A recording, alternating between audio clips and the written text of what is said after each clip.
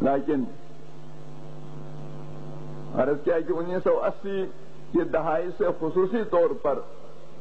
ایک گہری سازش شروع ہوئی کہ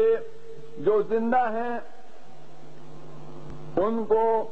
شہید کیا جائے، ان کو قتل کیا جائے، ان کو صفحہ ہستی سے مٹا دیا جائے دشمن کی۔ اور اس میں دشمن کی بات جب ہم کہتے ہیں کوئی مخصوص گروہ پیش نظر نہیں، بلکہ اس میں صف اول پہ خود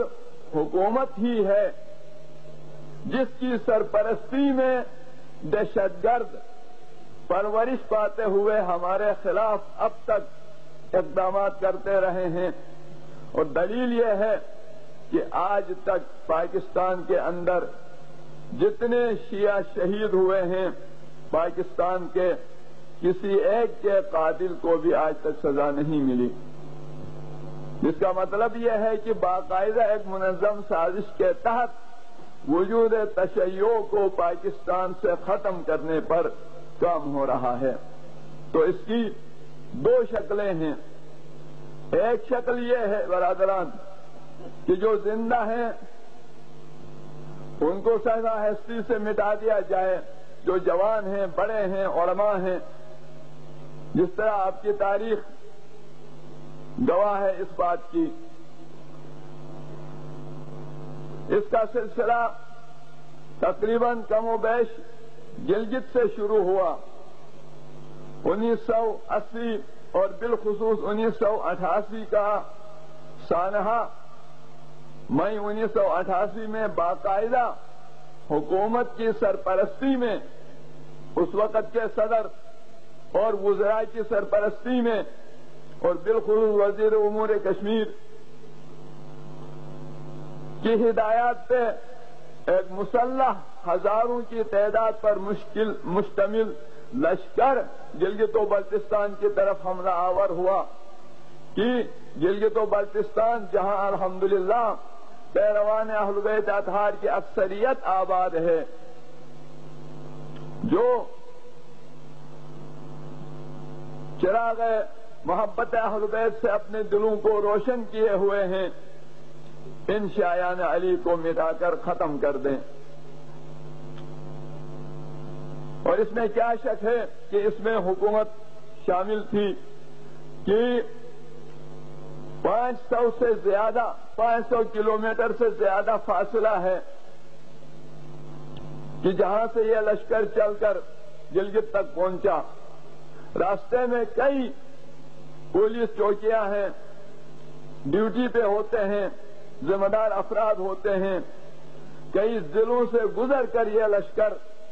گلگت تک پہنچا، مگر کہیں پر بھی انہیں روکنے کی کوشش نہیں ہوئی،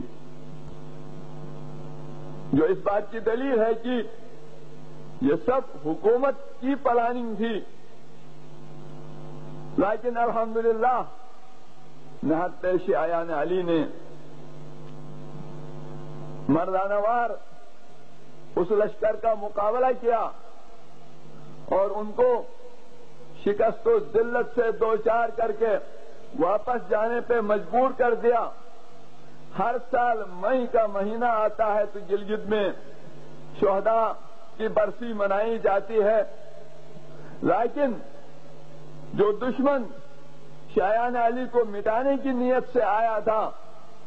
انہیں یہ جرأت نہیں ہوتی،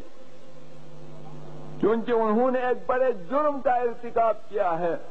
کہ وہ اپنے بھی کسی کا ذکر کر سکیں،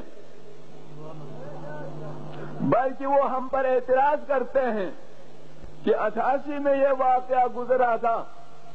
ہر سال یہ شہداء کی برسی کیوں منائی جاتی ہے؟ یعنی جب ہم ہر سال 20 مئی سے لے کر 30-31 مئی کے درمیان یہ سلسلہ شہداء کی برسی کا مختلف جگہوں پر پروگرام چلتا ہے تو دشمن ذلیل و خوار ہو کر اعتراض کرتا ہے کہ ہر سال ہماری ناکامی کی داستان کیوں سنائی جاتی ہے؟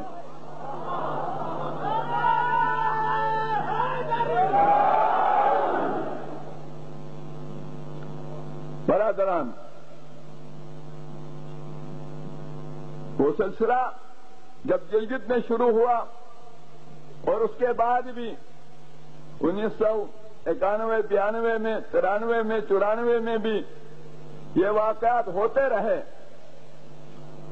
دیکھا کہ حکومت پورے طور پر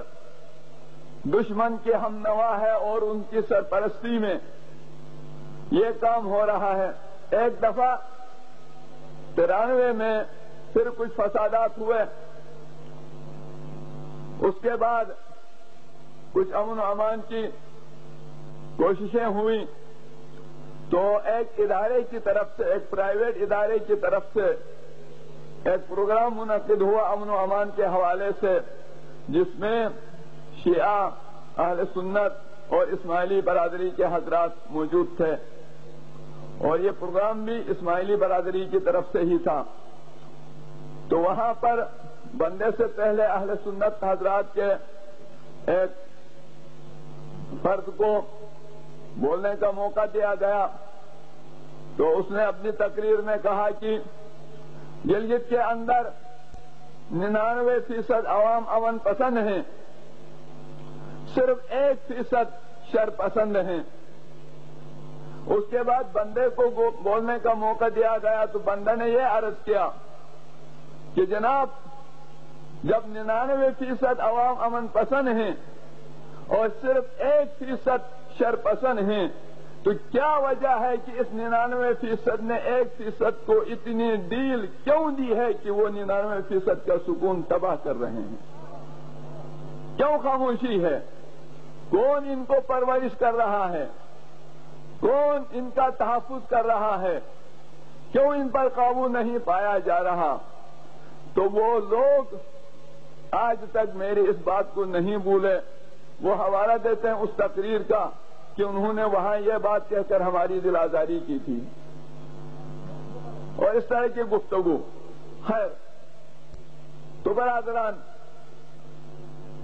سوچا کہ جب حکومت ہمارا تحفظ نہیں کر رہی، ہمیں اپنا تحفظ خود کرنا چاہیے۔ بس جب جوانوں کے ذہن میں یہ بات آئی کہ ہم نے اپنا تحفظ خود کرنا ہے، تو الحمدللہ اپنا تحفظ کر کے دکھایا۔ اب حالت یہ ہے الحمدللہ کہ ہمارا پروگرام کتنا ہی پرامن کیوں نہ ہو، بہت پرامن پروگرام ہوتا ہے۔ جب ہم اعلان کرتے ہیں کہ ہم فلاں پروگرام کے تحت مسجد سے باہر نکلیں گے، جلوس ہوگا، یہ ہوگا، تو خدا کا فضل یہ ہے، جوانوں کا ایسا روب چھایا ہے دشمن کے دلوں پر کہ ہمارے باہر نکلنے سے پہلے ہی سب دکانیں بند کر کے اپنے گھروں کو چلے جاتے ہیں کہ کہیں شایان علی کی طرف سے ہمیں کوئی خطرہ نہ پہنچے۔ ان کی یہ بھول ہے، ہم کسی کے لیے خطرہ نہیں ہیں، ہم سب کے لیے امن کے داعی ہیں، سب کو محبت کا پیغام دیتے ہیں، لیکن جو امن کی دعوت کو نہ سمجھے،